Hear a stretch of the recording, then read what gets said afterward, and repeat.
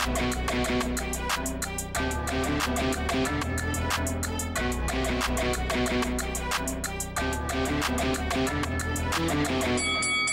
guys, welcome to Boxing Squared for boxing news and views from around the internet. Boxing is often called the theatre of the unexpected, and it was a bizarre and unexpected ending in Simon Kean vs Newfel Ouatah, with Ouatah taking a knee after 1 second and quitting. So this was probably the most random and bizarre sort of ending to a fight early on since Curtis Harper walked out of the ring against F.A. Ajagba over a pay dispute 3 or 4 years back. So at this stage, obviously I'm reacting to this, recording my video.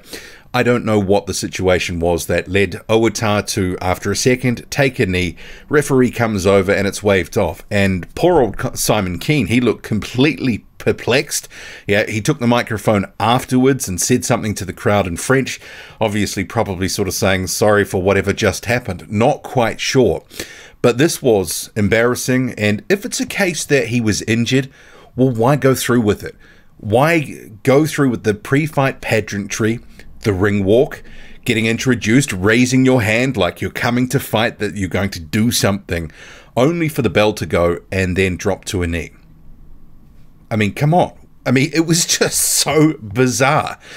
I think that they should withhold his purse. It was embarrassing. It was weak. I hope that people do not call Newfel Ouatah for work in the future, because whatever the circumstances, whatever happened there, it wasn't right. And it robbed Simon Kean of an opportunity to actually get some activity, meaningful activity, to build towards something bigger and better. You've just left him looking like a complete wally, wondering what to do, what the hell is going on. And then actually Ouatah was sort of going over there apologizing. But it's kind of like, what? I'm still kind of shocked about what I saw. No doubt something is going to come out and it's probably going to sound bizarre, weak and pathetic. If it was a case that he was already injured, just don't actually take the fight. You know, have it called off. What was he doing? Ensuring Kean was going to get his payday? Because I don't think they should give Ouatah his payday, because that was whatever it was, whatever that thing we just saw. So Simon Kean, obviously, well, no activity really, nothing to take from that except he was completely perplexed. Ouatah sinks to a knee, quits. Bizarre. Ahead of the fight, I did hear the French commentators. I was watching this via punchinggrace.com. They mentioned Tony Yoka's name. I mean, maybe that is something that, given Yoka from France, Simon Kean from French-speaking part of Canada, obviously, perhaps that's something that could be made. And for Tony Yoka, who's got a co-promotional deal with Top Rank, and now you've got Eye of the Tiger management starting to work more closely with Top Rank and ESPN. Makhmedov's fight is going to be shown on ESPN, etc. Maybe some ties will sort of make sure that can happen. I don't know. That would actually be a pretty decent, just sort of activity comeback fight for Yoka, who I think would absolutely ice Simon Kean. I mean, I was looking to sort of see what would happen here for Kean, just because, as you know, this whole theatre of the unexpected, he can look like he's going to knock someone out and then be on the seat of his pants. He's vulnerable. But Ouatah, for whatever reason, didn't want the work, was not prepared to give any work, and it was all over. I hope they do not pay him. I hope they make Ouatah and his camp pay for the hotels and whatever setup costs, because embarrassing.